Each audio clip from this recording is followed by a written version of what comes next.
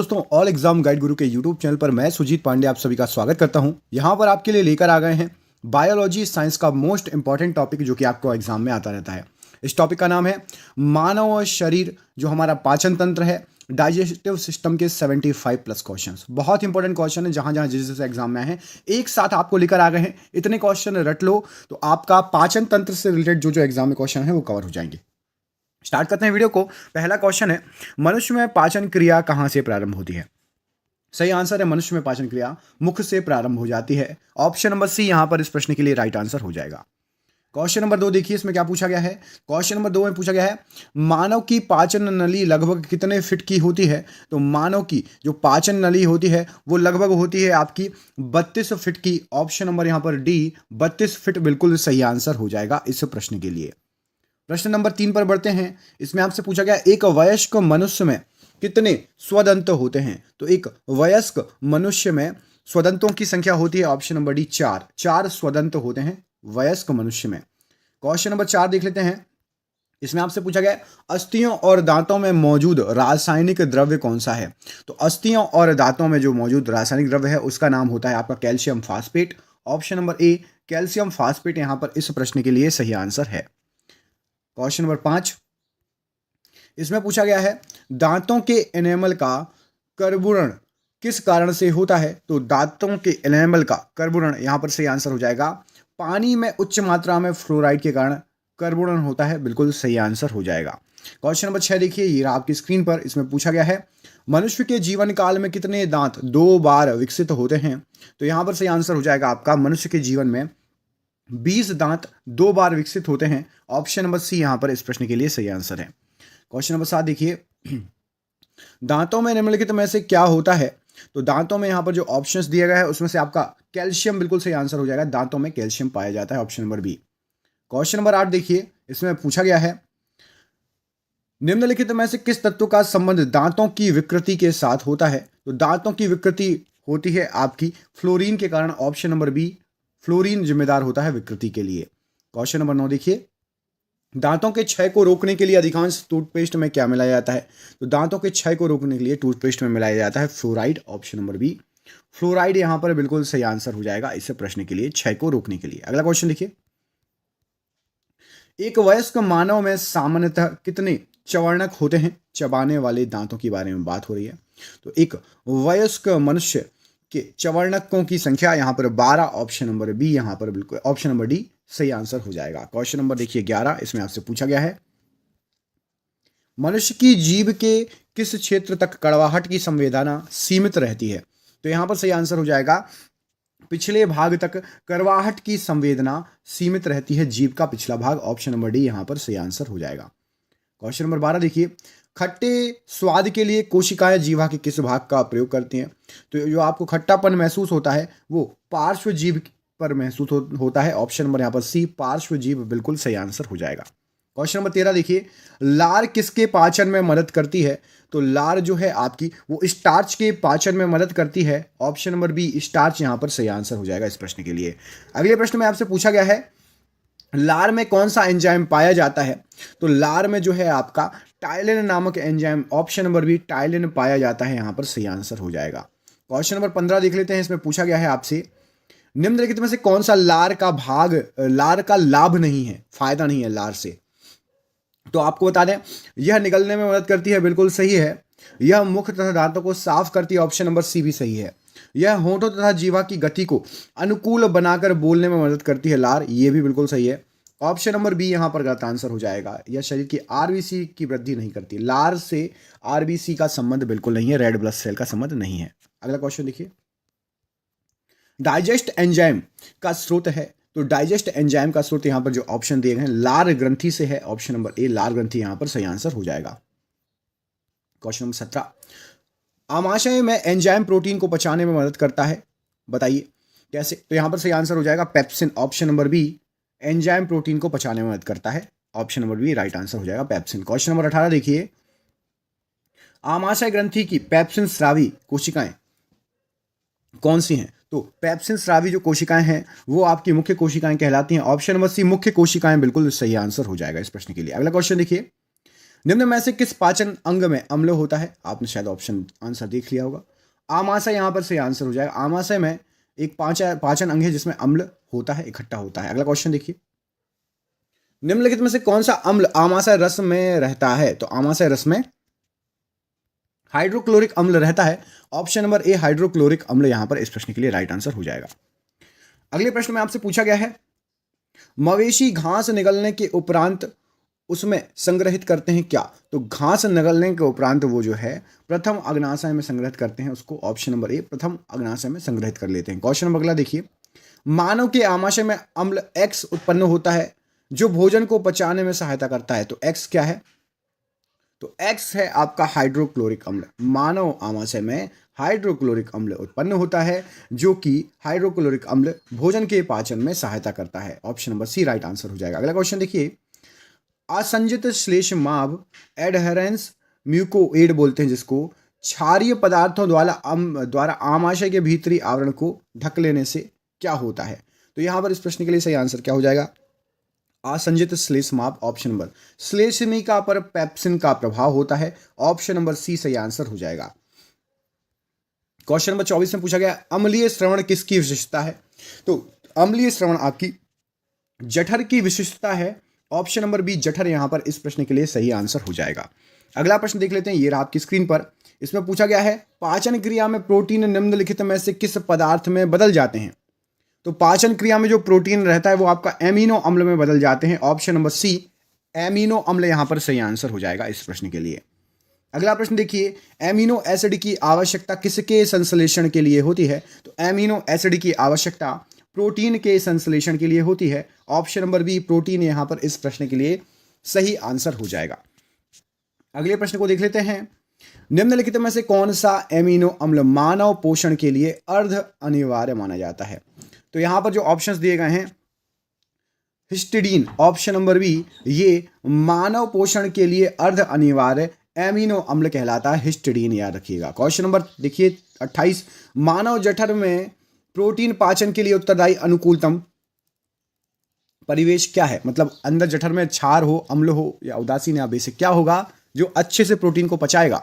तो यहां पर सही आंसर हो जाएगा अम्लीय परिवेश होना बहुत इंपॉर्टेंट है। ऑप्शन नंबर बी एसिडिक परिवेश होगा तो प्रोटीन को जल्दी से पाचन कर देगा। अगला क्वेश्चन देखिए, कौन सा प्रकीर्णव मतलब एंजाइम प्रोटीन को पेप्टोन में बदल देता है? तो यहाँ पर जो ऑप्शंस दिए गए हैं, प्रोटीन को पेप्टोन में बदलना हो तो वो काम करेगा आपका पेप्सिन। पेप्सिन प्रोटीन को पेप्टोन में बदल देगा। ऑप्शन नंबर ए राइट आंसर हो जाएगा। क्वेश्चन नंबर 30 देखिए, इसमें पूछा गया है, मानव तंत्र में निम्नलिखित में से कौन सा पाचक एंजाइम नहीं है? तो मानव तंत्र में जो ऑप्शंस दिए गए हैं, गैस्ट्रिक एक पाचन एंजाइम नहीं है। बाकी आपका पेप्सिन, ट्रिप्सिन, टाइलिन, ये तीनों नाम सुने होंगे, ये सभी पाचक एंजाइम कहलाते हैं। गैस्ट्रिन पाचन एंजाइम नहीं है। अगले क्वेश्चन में आपसे पूछा गया है, दूध को दही में स्कंदित करने वाला एंजाइम कौन सा है? तो दूध को दही में स्कंदित कर देता है rennin. Option number A rennin एक एंजाइम होता है, याद रखिएगा। क्वेश्चन नंबर 32 देखिए, इसमें पूछा गया है आपसे, दुग्ध प्रोटीन को पचाने वाला एंजाइम कौन सा है? तो दुग्ध प्रोटीन को पचाने वाला एंजाइम यहां पर से आंसर हो जाएगा रेनिन। अभी आपको बताया है दूध को दही में परिवर्तित भी कर देता है रेनिन। अगला क्वेश्चन देखिए, दूध में कौन सा प्रोटीन शर्करा युग्म होता है? यहां पर एक तरफ प्रोटीन लिखे, दूसरी तरफ शर्करा। तो दूध में जो पाया जाता है, प्रोटीन पाया जाता है वो है कैसीन, और शर्करा पाया जाता है वो लैक्टोज। मतलब कैसीन लैक्टोज वाली जोड़ी यहां पर सही आंसर हो जाएगी। दूध में पाए जाते हैं कैसीन और लैक्टोज। अगला प्रश्न देख लेते हैं, क्वेश्चन नंबर 34, दूध में पाया जाने वाला मुख्य प्रोटीन कौन सा है? अभी आपको बता दिया, यदि आपने ध्यान से सुना होगा तो यहां पर आपका ऑप्शन नंबर डी कैसीन बिल्कुल सही आंसर हो जाएगा, प्रोटीन के लिए दूध में पाया जाने वाला। अगला देखिए, इससे पूछा गया है, एंजाइम के प्रोटीन भाग को क्या कहते हैं? एंजाइम में जो प्रोटीन भाग उपस्थित रहता है उसको एपो एंजाइम कहते हैं। Option number C apoenzyme सही आंसर हो जाएगा इस प्रश्न के लिए। क्वेश्चन नंबर 36 देखिए, निम्नलिखित में से कौन सा पाचक एंजाइम नहीं है? तो पाचक एंजाइम की श्रेणी में इंसुलिन नहीं आता है। बाकी आपको बता दें, पेप्सिन, रेनिन और एमिलैप्सिन, ये तीनों जो हैं आपके एंजाइम हैं। इंसुलिन एंजाइम नहीं है। इंसुलिन की खोज किसने की है? कमेंट बॉक्स में कमेंट करके बताइए, इंसुलिन की खोजकर्ता कौन है? किसको इंसुलिन की खोज का श्रेय जाता है? जरूर कमेंट बॉक्स में कमेंट करके बताइएगा। अगला क्वेश्चन देखिए, पेट में भोजन को पचाने के लिए निम्नलिखित में से किसकी खास आवश्यकता होती है? तो पेट में यदि आपको भोजन को पचाना है तो एंजाइम तो बिल्कुल होना चाहिए, ठीक है। हवा, पानी, खनिज, खास आवश्यकता लिखा है एंजाइम, ऑप्शन नंबर सी यहां पर प्रश्न के लिए सही आंसर हो जाएगा। क्वेश्चन नंबर 38 देखिए, ग्लूकोज को एथाइल अल्कोहल में कौन सा जो है प्रकीर्ण या एंजाइम बदलता है? तो ग्लूकोज को एथाइल अल्कोहल में बदलने के लिए जाइमेज, ऑप्शन नंबर सी यहां पर सही आंसर हो जाएगा इस प्रश्न के लिए।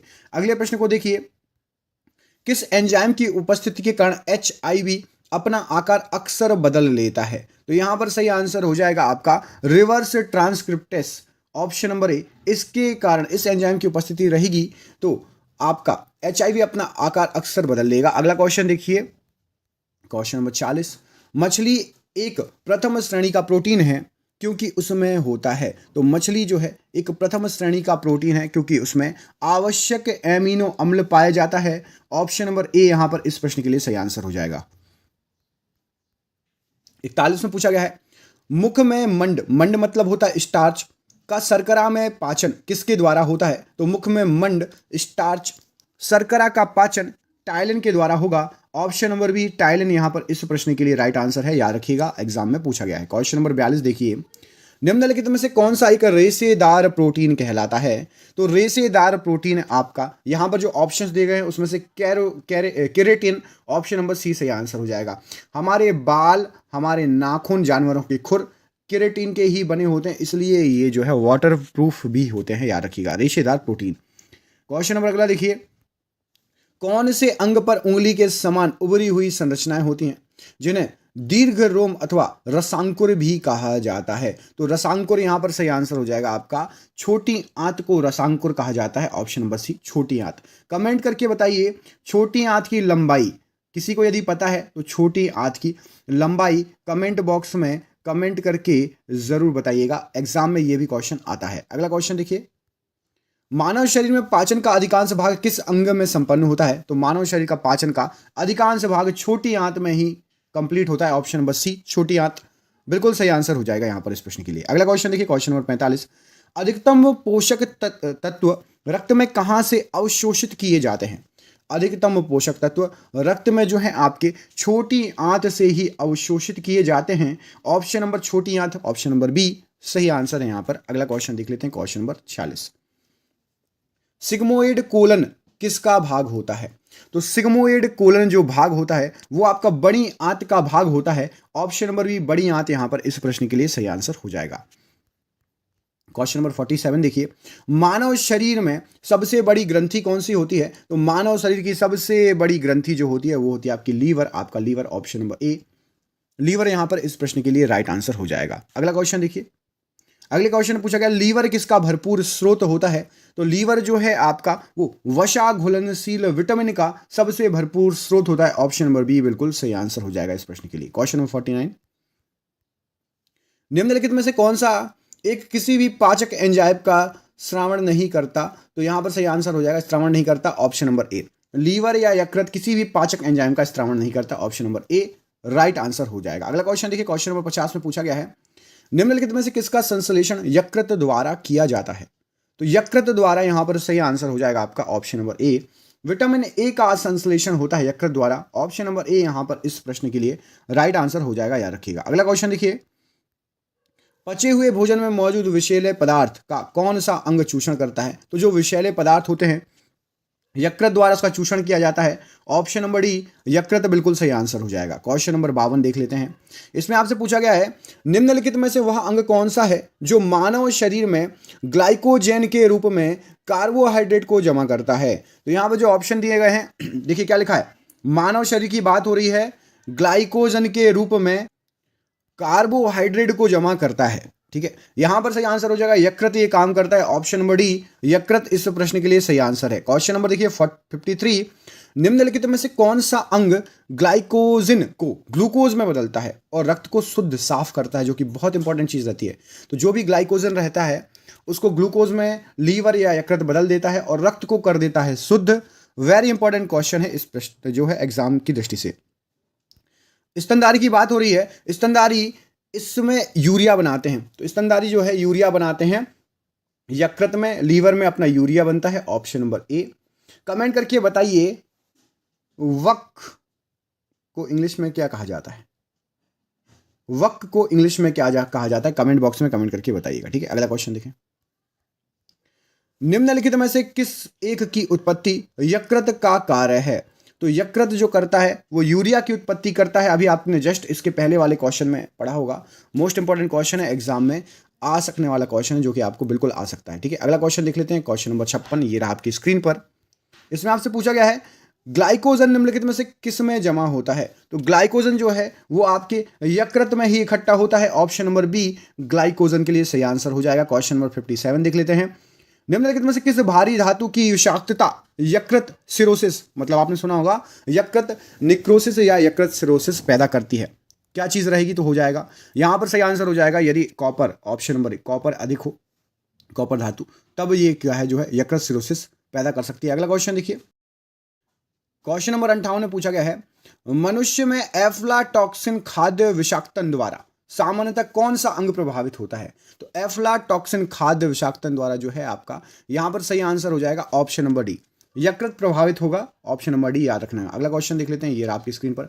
इसमें पूछा गया है हेपेटाइटिस मानव शरीर के किस अंग को प्रभावित करता है? तो हेपेटाइटिस के कारण आपका ऑप्शन नंबर जिगर या लीवर प्रभावित हो जाता है, याद रखिएगा हेपेटाइटिस के रोग में। अगला क्वेश्चन देखिए, क्वेश्चन नंबर 60। पीलिया रोग किसके संक्रमण में होता है? तो पीलिया रोग के कारण आपका यकृत संक्रमित हो जाएगा। ऑप्शन नंबर बी यकृत राइट आंसर हो जाएगा इस प्रश्न के लिए। क्वेश्चन नंबर 61 देखिए। निम्न में से किस ग्रंथि में पित्त उत्पादित होता है? तो पित्त जो है आपका वो यकृत में ही उत्पादित होता है। ऑप्शन नंबर ए यकृत बिल्कुल सही आंसर हो जाएगा। क्वेश्चन नंबर 62 देख लेते हैं। पित्त कहाँ संग्रहित होता है?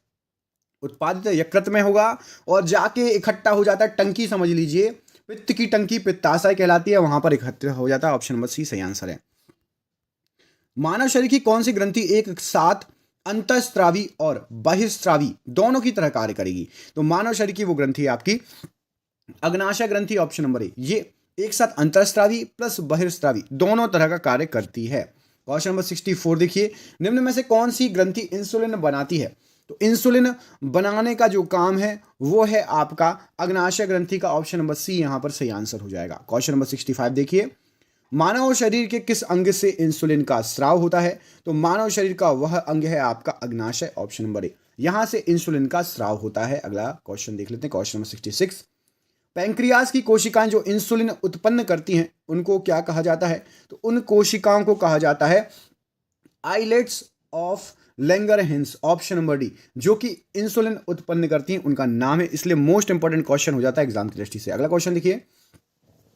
इंसुलिन के खोजकर्ता कौन है? मैंने आपको शुरू में पूछा था, हो सकता है आप लोगों ने अभी तक कमेंट बॉक्स में आंसर कर दिया हो, देख लूंगा मैं किस किसने सही आंसर दिया। तो इंसुलिन के खोजकर्ता बैटिंग व वेस्ट हैं, ऑप्शन नंबर बी इंसुलिन के लिए यहां पर सही आंसर हो जाएगा। अगला क्वेश्चन देखिए। इंसुलिन एक प्रकार का क्या होता है? इंसुलिन एक प्रकार का हार्मोन है, ऑप्शन नंबर ए सही आंसर हो जाएगा। 69 देखिए। कौन सा हार्मोन रक्त में शर्करा की मात्रा नियंत्रित करता है? तो वही हार्मोन है जिसके बारे में अभी 2 क्वेश्चन पढ़ चुके हो, इंसुलिन ही है। रक्त में शुगर हो गया बोलते हैं ना, इंसुलिन यदि कम निकलेगा तो शुगर हो जाएगा शरीर में। ठीक है, इंसुलिन का ही काम है शुगर को वो कंट्रोल करना। निम्नलिखित में से किन कोशिकाओं में इंसुलिन का रिसाव होता है? देखो आप मम्मी पापा लोगों को सुनते होगे ना, किसी के मम्मी पापा को बीपी हो गया, शुगर हो गया, है ना, तो ये सब रोग आप सभी पढ़ेंगे, किससे क्या होता है, कैसे कंट्रोल होता है, हर चीज आपको साइंस में बायोलॉजी में पढ़ने मिल जाती है। निम्नलिखित में से किस कोशिकाओं से इंसुलिन रिसाव होता है? तो ये बी कोशिकाएं होती हैं, इनसे इंसुलिन का रिसाव होता है। कौन सी कोशिकाएं कहलाती है? उनका नाम है बी कोशिकाएं। क्वेश्चन नंबर 71 देखिए। शरीर के किस अंग की खराबी से मधुमेह रोग का प्रकोप होता है? तो यदि आपके पैंक्रियाज जो है खराब हो जाए तो मधुमेह रोग का प्रकोप हो सकता है। अगला क्वेश्चन देखिए। किस रंग द्रव्य की उपस्थिति के कारण मानव के मल का रंग पीला हो जाता है? तो मानव के मल का रंग जो पीला होता है वो यूरोबिलिन के कारण हो जाता है। ऑप्शन नंबर यहां पर डी यूरोबिलिन बिल्कुल सही आंसर हो जाएगा। अगला क्वेश्चन देखिए। निम्नलिखित में से किस भाग में पाचक एवं श्वसन नलियां क्रॉस करती हैं आपस में? पाचक नली और श्वसन नली, ये तो बिल्कुल सिंपल क्वेश्चन है और सिंपल आंसर है ग्रसनी, ऑप्शन नंबर ए। यहां से आपकी पाचन नली भी जाती है और श्वसन नली भी जाती है, याद रखना। अगला क्वेश्चन देखिए। क्रॉस करती है एक दूसरे को। आहार नाल एलिमेंट्री कैनल में स्टार्च के पाचन में अंतिम उत्पाद क्या मिलेगा? तो स्टार्च को पचाएंगे तो आखिरी उत्पाद आपको ग्लूकोज मिलेगा। ऑप्शन नंबर ए ग्लूकोज यहां पर इस प्रश्न के लिए सही आंसर हो जाएगा। जैव तंत्र 75 बोले थे, 75 से 2-3 ज्यादा ही क्वेश्चन है, टेंशन ना लो, 1-2 क्वेश्चन एक्स्ट्रा पढ़ाऊंगा और लास्ट में आपसे सरप्राइज क्वेश्चन ही पूछूंगा, उसका आंसर देना, ठीक है। जैव तंत्र में संख्या की दृष्टि से सर्वाधिक बहुतायत में कौन सा तत्व पाया जाता है? तो संख्या की दृष्टि से यदि आप देख लोगे तो सबसे ज्यादा जो है ऑप्शन नंबर बी ऑक्सीजन तत्व पाया जाता है, सही आंसर हो जाएगा। क्वेश्चन नंबर 76 आहार में लवण का मुख्य उपयोग क्या है? तो आहार में लवण का मुख्य उपयोग ऑप्शन नंबर भोजन को स्वादिष्ट बनाना होता है, ऑप्शन नंबर डी यहां पर इस प्रश्न के लिए सही आंसर हो जाएगा। क्वेश्चन नंबर देखिए 77 पशु प्रोटीन को प्रथम श्रेणी का प्रोटीन माना जाता है, ऐसा क्यों होता है बताइए। कमेंट बॉक्स में कमेंट करके इसका आंसर दीजिएगा। यह है आपका आज का सरप्राइज क्वेश्चन कि पशु प्रोटीन में प्रथम श्रेणी का प्रोटीन पशु श्रेणी प्रोटीन को क्यों माना जाता है। इसका answer A B C D 77 का ए है, बी है, सी है या डी, कमेंट बॉक्स में कमेंट करके बताइएगा। आज हमारे चैनल पर पहली बार पढ़ने कौन कौन आया, अपना नाम जरूर लिखिएगा और #1 लिख दीजिएगा। कमेंट बॉक्स में ये लिख दीजिएगा, मैं समझ जाऊंगा कि आप पहली बार आए। #1 जो पहली बार आए जरूर कमेंट करिएगा। क्या आपने वीडियो को लाइक किया? अभी तक नहीं किया तो लाइक कर लीजिए और रोज ही ऐसे वीडियो देखने के लिए चैनल से जुड़ जरूर जाना, तभी आपको रोज अच्छे अच्छे वीडियो मिलेंगे। मुझे उम्मीद है आपको ये वीडियो पसंद आया होगा। पसंद आया है तो प्लीज दोस्तों को जरूर भेजिएगा। मिलते हैं अगले वीडियो में, तब तक के लिए अपना ख्याल रखिए। आप सभी का बहुत बहुत धन्यवाद दोस्तों, आपका दिन शुभ हो। बहुत बहुत धन्यवाद।